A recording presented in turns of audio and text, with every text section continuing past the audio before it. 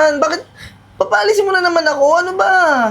Ano pa, alisin? Talagang palalayasin na kita kasi napapagod na ako sa'yo. Sawang-sawa na ako sa gantong buhay natin, Renz. Kat, nagmamakaawa naman ako. Gabing-gabi, nakakatapos ko lang magbiyahe. Gutom na gutom pa ako ngayon, oh. Di ba? Ano ba kinakatakot mo? Hindi ka naman dalaga, hindi ka naman marerape. Wala akong pakialam. Kung wala kang matutulugan, kung gusto mo pumunta ka ng impyerno doon ka bagay. Kat, asawa mo. Kung mag-asawa tayo, bahay ko tong tinitirhan mo. Bahay natin yan. Pero hindi na tayo mag-asawa ngayon kasi alam mo bakit? Napapagod ako sa pagiging mahirap mo. Di ba? Kat, ginagawa ko naman lahat para sa'yo eh. Tsaka, hindi lang naman ako yung apektado ng pagtaas ng gas. Yung buong bansaan naman natin yun eh. Ginagawa ko naman ang paraan. Naghahanap ako ibang trabaho pa.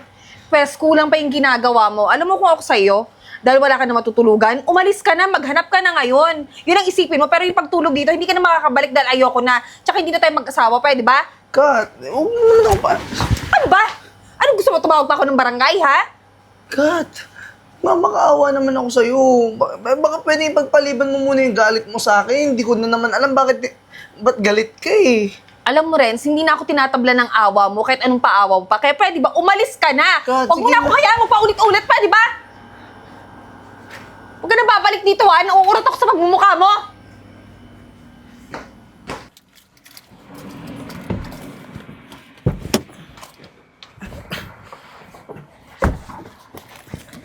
Ma'am, sandali po.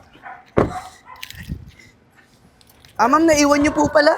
Ay, naku, napaka-importante pala nito. Buti naman na naiabot mo. Naririndi kasi ako. Alika, Kaya nga, parang nagmamadali po kasi kayo. Oo. Kaya, okay na po yan. alika, pumasok ka muna. Hindi na po. May Alika, dali. Alika rito muna. Dito na lang tayo magkwentuhan at napakainit dyan. Pasok ka sandali. Ay, naku, eto. Inom ka muna. Nagpapaluto ako ng tanghalian. Ako, maraming salamat po. Eh, Talagang ako pa nga magpapasalamat sa'yo. Napaka-importante nito at meron kaming meeting mamaya. Kung naiwan ko to, saan kita hahanapin? ma'am, napansin ko nga po na parang nagmamadali kayo. Kaya, pag may mga naiiwan naman po talaga na gamit sa cab o sa kotse ko, binabalik ko po yan agad. Lalo na, importante po yata yan sa inyo eh. Ay, naku, sobra. May mga driver naman talagang ganyan. Kaso alam mo yung iba, walang pakialam sa kapwa. Kaya pag napatapat ka dun, saan mo hahanapin yan? Ganun yung... Oo nga, ma'am. Pero ma'am, parang hindi ko naman yung pagpapapasok nyo sa akin. Maraming salamat po dito sa tubig. May biyahe pa po kasi ako eh. Bakit nyo po pala ako pinapasok pa dito? Ay, naku, kasi ganito yan. Total, tinulungan mo naman ako. Ako kanina, hindi ko naman gustong makinig, ano? Pero kusang narinig ko kasi naka-loudspeaker ka eh. Parang narinig ko, tatanggalin ka ng kumpanya nyo? Yun nga po eh. Pasensya na rin po pala na narinig nyo. Hindi po kasi ako masyado marunong sa cellphone ko habang nagdadrive. Kaya kapag may kausap talaga ako, naka-loudspeak. Yun nga po eh. Problema ko po talaga yan. Bukod sa patong-patong na yung problema ko ngayon, yung asawa ko, hiniwalayan pa ako. Tapos yung operator, yung may-ari nung sasakyan na pinagpapasada ko ngayon, kukunin na po kasi sa akin eh. Ay, ganun ba? Tatanggalin na rin po ako. Kaya nga, yun nga ang dahilan kung ba't kita pinapasok at willing naman akong tumulong. Pumasok ka sa akin bilang driver. Talaga po? Oo, pero teka muna. Ba't naman driver? May tinapos ka ba?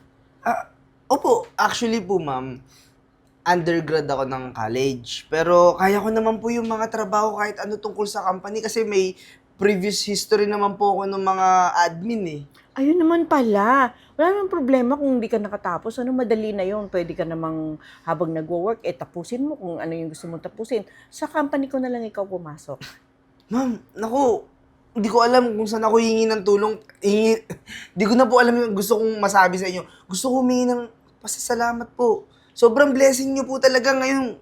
Napaka-timing pa na nangyayari sa akin na to. O, di ba? Nagkatulungan lang tayo. Natulungan mo ako, natulungan kita. Okay? Punta ka sa office bukas, ano? Sige po ma'am, wala pong problema. Oo, sige.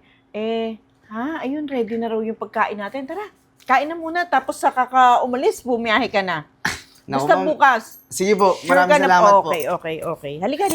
Kain muna tayo. Kat!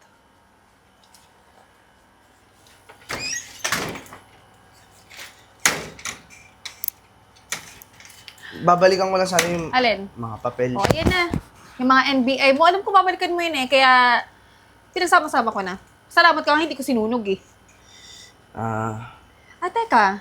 Nabalitaan ko pala, tinanggal ka na sa trabaho. Eh, di good for you. Tsaka, teka, bago yung polo mo ah. Ano yan, inakaw mo? Sinungkit mo sa mga sampayan?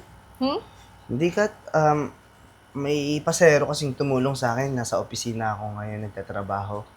Talaga, opisina? Alin, bilang janitor? Sa bagay, mukha ka naman talagang janitor. Kaya nga kita iniwan, di ba? Kasi nga, bukod sa mahirap ka na, amoy daga ka pa. Tsaka sino magpapasok sa'yo? Sino maniniwala sa'yo? Eh, wala kang kapasidad. Wala kang kakayahan na gumawa ng pamilya. Tapos, ano, ipapasok ka sa kumpanya. Naku, pwede ba gumising ka na sa mga ilusyon mo? Kat, hindi naman ako nag-i-illusion eh. Tsaka, ginagawa ko naman lahat para maging mapabuti yung buhay ko ngayon.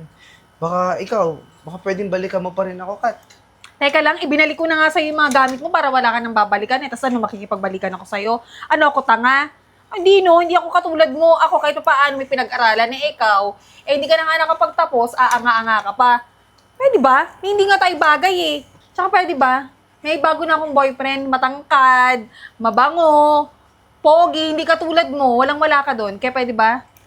Malis ka na nga! Sirain mo na naman yung araw ko. Good morning. Ma'am, Aba, good morning. ayos na ayos yung pwesto mo dyan ah. Okay na? Opo. Sino bang mag-aakala na dating driver, kaya naman ganito pala yung mga trabaho, ma'am. Hindi talaga ako makapaniwala na hanggang ngayon. Tignan niyo po, ito na po yung trabaho ko. Parang ito na yata yung simula ng pagbabago ng buhay ko eh. Galingan mo. Dahil kapag ka maayos ka talaga dyan, okay lang ako na sabi ko sa'yo, di ba, ipagpatuloy mo kung ano yung gusto mong ituloy para makagraduate ka, mas tumaas yung posisyon mo. Ganun lang yun. Opo, gagalingan ko pa po. Hindi ko po sasayangin tong tiwala na binigay niyo sa akin. Maiba po tayo, ma'am. Para kasing, pansin ko, parang mga nakarang araw, stress na stress kayo eh. Tsaka, wala po ba kayong anak na pwedeng mag-manage o tumulong sa inyo dito? Nako, ang anak ko nag-iisa. Ayun na nangyari, mga ilang taon nang nakaraan na in-despair dun sa boyfriend niya. Alam mo na, siguro sobrang mahal niya. O yun, umuwi ng Amerika. Ako ang pinauwi dito. Pero dati siya nagmamanage dito. Ano yan, ma'am? Na-broken yung anak nyo? Oo. Nag-soul searching sa Amerika? Oo, parang ganon. Ikaw naman, kumusta Pambihira. ka? Yung sa asawa mo, hindi na kayo nagkabate? Ma'am, wala na nga po eh. Kasi yung asawa ko, ilang taon din kami nagsama noon. Pero simula ng pagsasama namin, parang lagi na lang ang hirap. Laging may problema. Kahit sinusubukan ko namang solusyonan, pero parang wala pa rin eh. Baka hindi kayo meant to be. Kasal kayo? Hindi po. Di mabuti na lang. Wala kang problema. Hirap kaya magpaanal. Yun nga po eh. Mm-mm. Mabuti na rin siguro na hindi kami kasal. Kung totoo man po yung sinasabi nyo na hindi kami meant to be. Kahit masakit, siguro tatanggapin ko na lang. O sige na, pachika na ako sa'yo. Ang dami kong trabaho sa office, ha? Diyan ka na. Sige ma'am, gagalingan ko palalo. Sinilip lang kita. Sige, bye-bye. Mami! Ay, bakit? Ano ka ba? Hindi ka pala nagpasabi na dadating ka. Kaya nga surprise, diba? Kumusta ka naman doon? Okay naman, pero mas masaya ako nandito Ma'am, excuse Siyempre, me po. mas masaya ako. Oh, sorry. Ah. May mga files lang kasi ako na kailangan papirmahan sa inyo. Ito po. Eden, bagong employee natin si Renz. Renz, si Eden, yung nag-iisang anak ko. Eden? Eden! Teka lang, Kailan ka ba umuwi? ngayon lang. Sorry ha. Nakalimutan ko may asawa ka na pala. Sorry din nakalimutan ko na umalis ka nga pala kasi mas pinili mo yung karir mo kaysa sa akin. Ano to? Meron ba akong dapat malaman? Meron Meron ba akong hindi naiintindihan? ganito kasi yun. Naalala mo yung lalaking lagi kong binabanggit sa'yo? Siya yun. Ako pa ngayon yung may kasalanan kung bakit na-despair ka o nag-annoying ka. Di ba mas pinili mo naman yung karir mo kaysa sa akin? Renz, pwede ko naman ipaliwanag yung lahat sa'yo eh. Nako, okay lang Eden kasi kahit anong papaliwanag mo, masaya ako nakita kita. Nako. Parang tingin ko marami kayong dapat na pag-usapan dalawa. Alam mo, Renz, sesendan kita ng 10K sa GCash mo. Pwedeng i-date mo yung anak ko. Ma'am, parang ang bilis naman po. Kasi sasabay sa napakarami kong report, hindi yan papayag na hindi ako lalabas. Ipalagay ko, ikaw muna. Mas marami kayong dapat na pag-usapan palagay ko. Mukha nga, ma'am, kasi parang hanggang ngayon, naririnig ko pa rin yung pangalan ko dito sa dibdib ni Eden. O paano anak, sumama ka muna, makipag-date ka muna, sasend ko sa GCash mo. Sige, nilakad na kayo. Ang dami kong trabaho talaga. Sige po, ma. Ikaw, madami sige, ang kailangan ipaliwanag sa akin. Renz, maupo ka muna ha. Pasensya ka na, madami akong dinalang pasalubong kay mama eh. Kailangan ko lang mag-base muna bago tayo lumabas. Mamaya na, sandali lang. Kay tagal kong inantay yung panahon na to makita ka ulit. Tsaka, dami kong tanong, daming katanungan sa isip ko, pero ngayon, gusto ko na siyang sabihin sa'yo, Eden. Bakit mas pinili mo yung karir mo tas iwan ako dito sa Pilipinas? Pinili ko yun kasi alam ko magkakaroon ako ng better future. Alam mo na yun. Di ba, naguguluhan ako kasi yung mga pangako mo sa akin nung college tayo. Kaya nga nung college, hindi na ako nakapagtapos kasi nawalan ako ng pag-asa. Tapos yung magulang ko, nawalan din ng trabaho. Tsaka, sunod-sunod yung problema. Kala ko kasi, sabay tayong nangarap nun Sabay tayong magtatrabaho. Tsaka, bigla ka na lang nawala. Renz, ang totoo niyan, hindi lang naman para sa akin yung ginagawa ko eh. Para sa ating dalawa, tulad na rin ng sinabi mo, nangarap tayo ng sabay, di ba? Sana nga kukunin na nga kita nung time na okay na ako dun. Kaso, napag-alaman ko na may iba ka na. Bakit hindi ka nakapaghintay sa akin? Sikat ba? Hindi ko alam Siguro, dulot na rin na sobrang sakit na pag-alis mo. Nawala na ako sa katinuan, di ko na alam kung gagawin ko. Tapos dumating si Kat. Kala ko okay kami, kala ko masaya kami. Pero, hindi ko siya asawa. Hindi kami kasal. Nag-live-in lang kami. Pero sa totoo niyan, wala na kami ni Kat kasi hindi naging maganda yung pagsasama namin.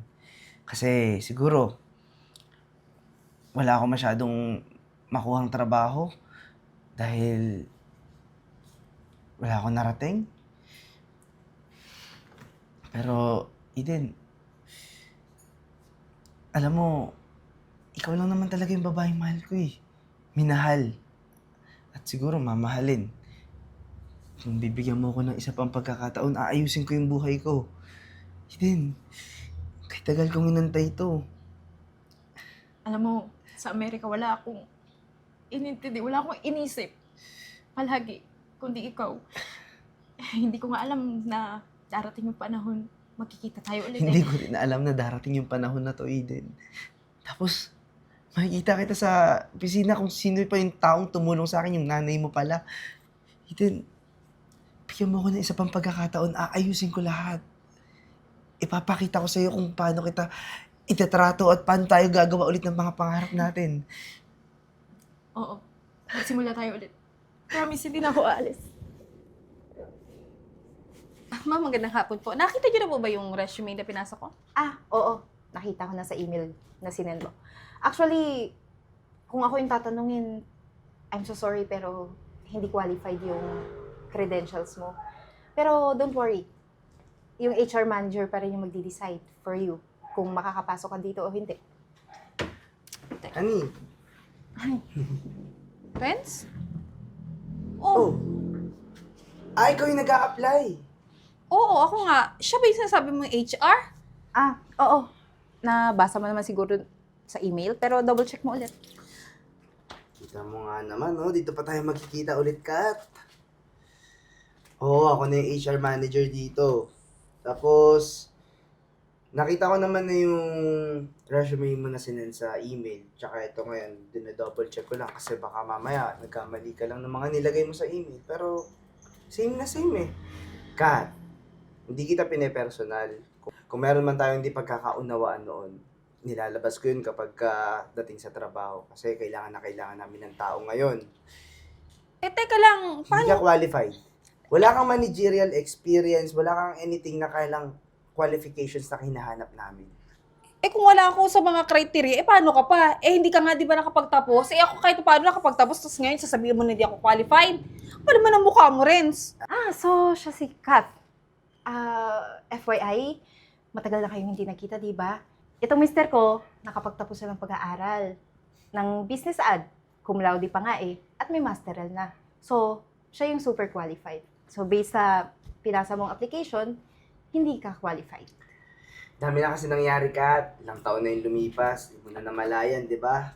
Pero, qualified ka sa isang posisyon. O talaga? Anong posisyon naman yan? Nangangailangan din kasi kami ng mga factory worker. So, kung gusto mo, ilalagay kita doon. Factory worker? Eh, baba-baba lang ng sahod nun, tsaka hindi ako pang factory worker, pwede ba? Ayoko nun. Eh, mas maigi na nga yun eh. Nagsabi yung mister ko na bigyan ka pa ng trabaho. Kesa tanggihan mo, di ba? Pero kung hindi mo naman tatanggapin, edi humanap ka lang sa iba kung tatanggapin ka rin nila. Talaga hindi ako mag-a-apply. Akin na nga yan, akin na yan. Alam niyo, maganda-ganda ng company niyo, ha? Hindi pa rin nagbabago. Tamang-tama. Tamang-tama din pala na naghiwalay kayo kasi ganun talaga yung ugali niya. Tamang-tama kasi napunta ako sa tamang tao.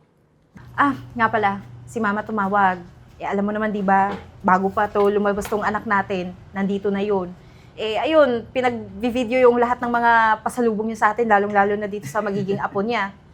Sobrang excited na rin. O sige, mamaya kung gusto mo, tawagan natin si mama para makausap din natin. Kumain na muna tayo. Tsaka Sige. baka nagugutom na si baby eh. Tara. Dahan-dahan na.